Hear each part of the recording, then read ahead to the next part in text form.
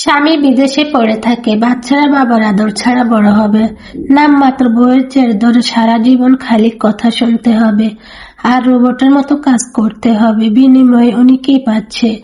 দুমুঠো ভাতের কি এতই দাম যে নিজের জীবনের শখ, আহ্লাদ, স্বপ্ন, স্বাদ, আশা, আকাঙ্ক্ষা, রূপ, লাবণ্য, আনন্দ, আরাম সবকিছু দিয়ে তবে চুকাতে হবে?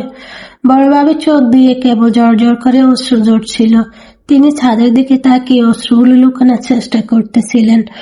আমি উপযুক্ত কোনো জবাব খুঁজে পেলাম না, চুপ করে রইলাম অনেকক্ষণ। শেষে বললাম, বড় ভাবির মতো কিন্তু আপনার সাথে কখনো হয়নি বলো না নিতু, বলো হতে দেইনি আমি যদি আমিও শান্তা ভাবির মতো শান্ত হয়ে থাকতাম তবে আমারও এই হাল হতো।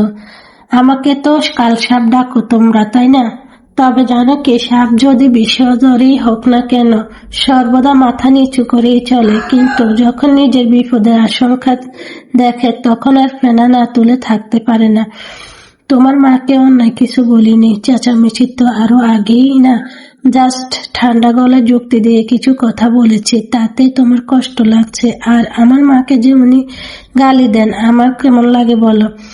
তুমি পরের বাড়ি তোমাকেও যেতে হবে, যা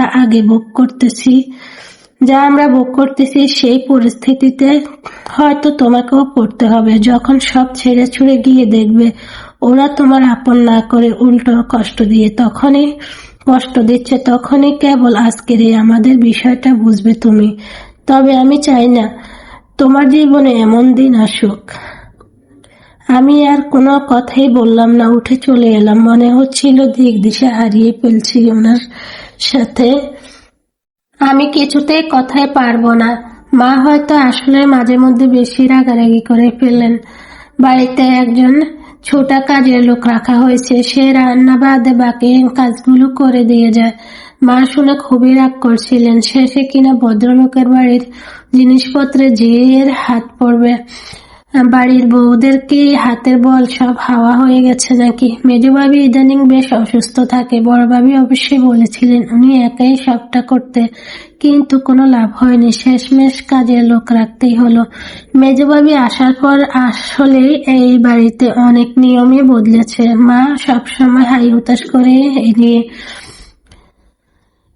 এরই মাঝে খবর এলো বড় ভাইয়া দেশে আসবে। প্রায় 4 বছর পর বড় ভাইয়া দেশে ফিরেছেন। এ খবর শুনে স্বাভাবিকভাবে আমাদের একটা আনন্দের জোয়ার বয়ে গেল। সবাই বেশ খুশি হলো। খবরটা শুনে বড় ভাবি কেবল কাঁদলেন। আমি আর মেজ ভাবি তাকে সান্ত্বনা দিতে লাগলাম। তিনি কাঁদতে কাঁদতে হঠাৎ বললেন, তোমাদের কাছে 4 বছর হলো, আমার কাছে তো মনে হচ্ছে 4 যুগ পার হয়ে গেছে। মানুষটাকে আমি সামনাসামনি দেখি না। অপেক্ষার প্রহর যে এত দীর্ঘ হতে পারে আমি সে কথা আগে জানতাম না। হঠাৎ মা এই ঘরে এসে এই দৃশ্য দেখে কেবল ঢং দেখে আর বাঁচি না। 4 যুগের হিসাব দিতে আসছে। বলি, মায়ের চেয়ে মাসির দরদ বেশি, যেন আমার চেয়ে সে বেশি কষ্ট পেয়েছে। বড় ভাইয়ের চোখ মুছে ফেলেন মাকে দেখে।